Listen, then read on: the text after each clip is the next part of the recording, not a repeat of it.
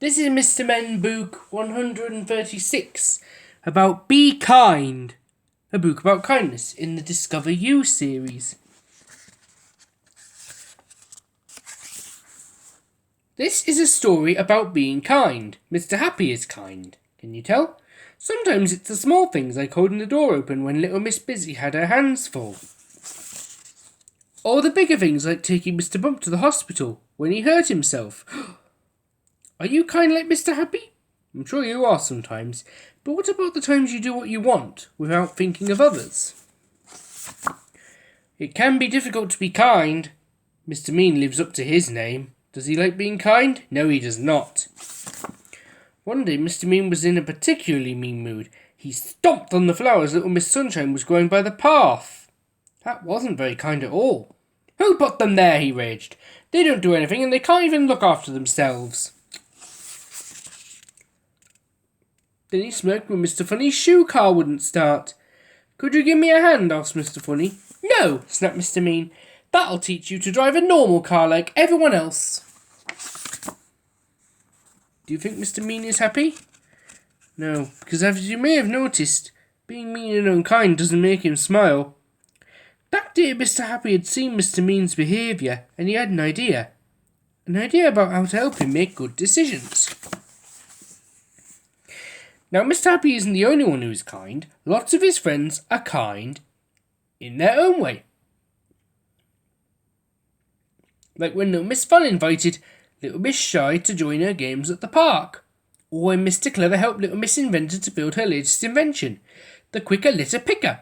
And not forgetting the time little Miss Splendid kindly gave Mr. Silly her gold bath. Did you know he uses it as a bed?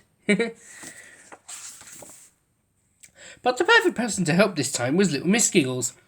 I'd really like Mr. Mean to know that small acts of kindness go a long way, and being kind will make him feel happier too, Mr. Happy told his friend. I agree, but it's going to be a challenge, replied little Miss Giggles. Perhaps we can show him how to be kinder. So Mr. Happy and Mr. Giggles, little Miss Giggles, decided to help Mr. Mean have a kinder day. Hello, Mr. Mean. How are you today? Asked Mr. Happy. What do you want? I don't have time to stop and chat, Mr. Mean replied rudely. We can help you if you have lots to do, offered little Miss Giggles, kindly taking one of his bags for him. I won't pay you, snorted Mr. Mean. But when Mr. Mean realised they were offering to help for free, he let them join him on his errand.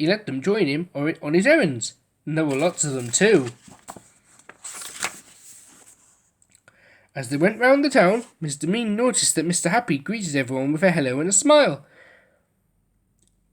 And little Miss Giggles took time to chat with others too, smiling at their stories and laughing at their jokes.